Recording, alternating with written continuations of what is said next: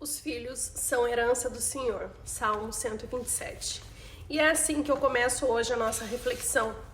Você abre a internet, você vê tanto barulho, tanto absurdo, que eu acho que cada vez mais, se os pais querem realmente entender esse significado, que os filhos são herança do Senhor, eles precisam deixar de lado essa vida mundana e mergulhar nas escrituras, porque é só assim que a gente vai conseguir realmente cumprir esse chamado, que é o chamado de sermos pais, de formar um homem ou uma mulher.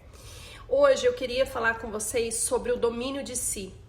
Se você abrir a internet hoje, não se fala em outra coisa a não ser uma tal de live NPC. Eu não sei nem explicar isso, que me dá dor no estômago, me dá enjoo só de olhar esse tipo de imbecilidade que está aí nas redes sociais nos dias de hoje. Muito provavelmente você já deve ter visto esse tipo de live em suas redes sociais. Conhecida como Live NPC, a nova tendência, embora seja um pouco esquisita, é a mais nova febre que garante milhões aos influenciadores. Entenda como funciona a Live NPC e como os usuários faturam com isso. A nova trend chegou ao TikTok e rapidamente tomou conta da rede. A sigla NPC significa Non-Playable Character, ou personagem não jogável em português. Basicamente, os donos das lives interpretam personagens não jogáveis de alguns videogames. Aderindo ao personagem em suas lives, o streamer só reage aos presentes virtuais com falas, movimentos ou gestos que aqui entre nós acaba ficando bem caricato. Rosa, pirulito, rosa, rosa, rosa, rosa, plantinha, perfume, ps, ps, pezinho, te amo, microfone, lá, lá, lá, lá, lá, chocolate, foguinho, ps, ai, rosa. Então a juventude hoje abre uma live e fica fazendo imbecilidade para ganhar dinheiro.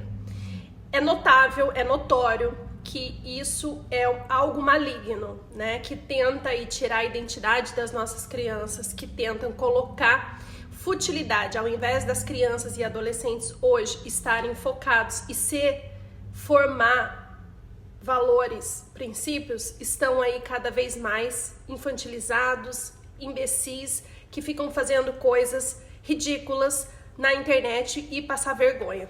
Mas o nosso papo hoje é domínio de si. E tem tudo a ver com esse assunto, porque como os nossos filhos adolescentes vão conseguir dizer não à tamanha imbecilidade dessa geração? E aqui está o nosso papel de educador, que é guiar os nossos filhos.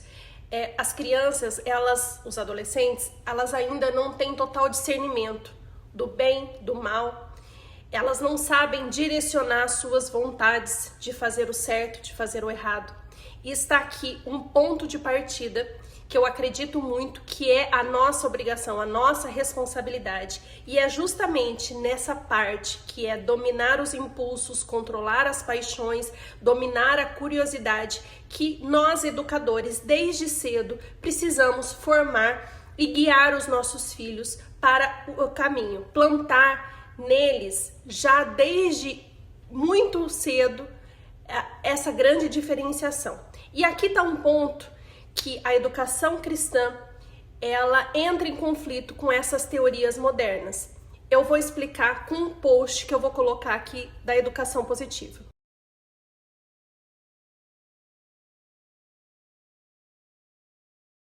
Então eu vou na prática diferenciar e colocar para vocês como a educação cristã ela entra em conflito com a educação positiva e os derivados. Então aqui essa educadora no post anterior falou que nós não devemos obrigar as crianças a cumprimentar.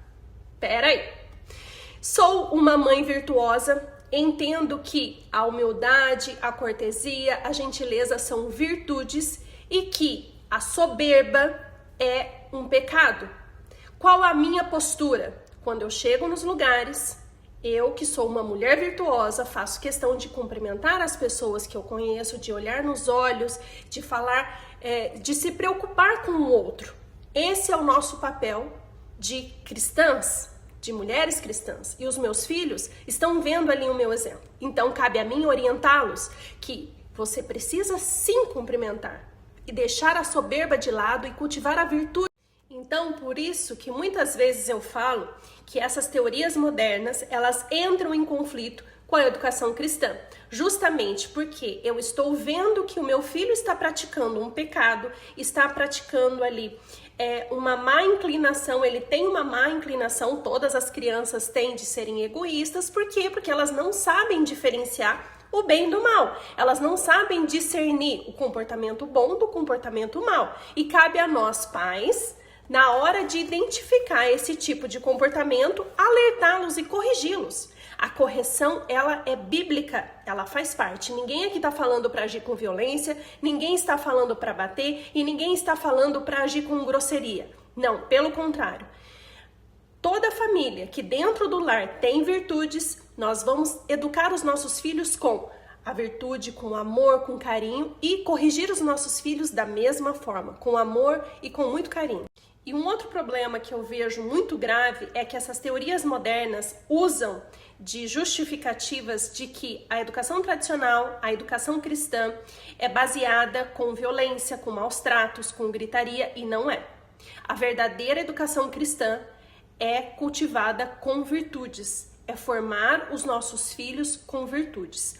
Então eles distorcem a educação cristã, a educação tradicional, para justificar os erros.